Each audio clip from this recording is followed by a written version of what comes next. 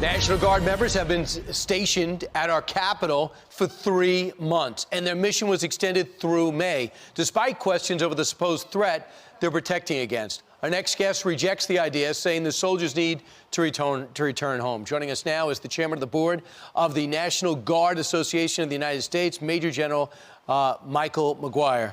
General, the Secretary of Defense says, I have to extend their stay. The Speaker says I have no choice. What do you say? Well, good morning, Brian. Thanks for having me. I'm proud to represent all the National Guardsmen from the 50 states, 3 territories, and the district. And you're correct. Our Chief of the National Guard Bureau, General Dan Hokanson, non-concurred with the request to extend this mission for 2 months. And our entire association stands shoulder to shoulder with him. It's time to return our guardsmen home. We believe that there is no emergent threat, and it's time to get them back to their communities. They're starting to take the razor wire down, move some fencing, allow traffic to come through. Is that enough? Well, I think the question was a request for extension of 2,300. You know, at the height of this, we had 26,000 deployed.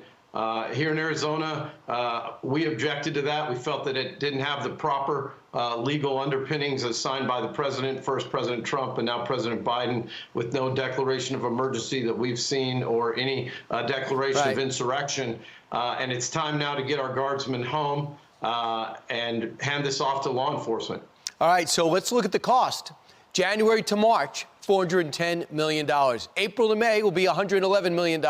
Total $521 million. While the National Guardsmen and women get crappy lunch, have to stare straight ahead all day, and sleep oftentimes on marble. Is that worth it? Well, you know, you make an interesting point about the cost.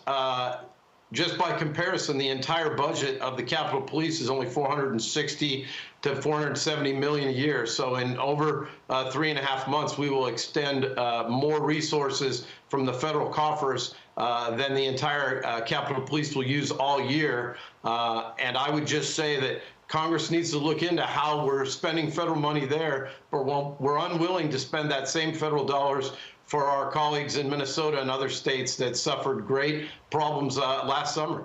Oh, yeah, we saw that and we see that. Meanwhile, here's what Admiral Kirby said. He says why we're remaining there until May. The Secretary has said, Defense, and has continued to say publicly and privately that he doesn't want our National Guard troops up on Capitol Hill one day longer than they need. I don't think anybody wants to see this become an enduring mission. At the same time, he recognizes there's a legitimate need for them. That's where you differ, General, right? No one's seen the intelligence that says they need to stay.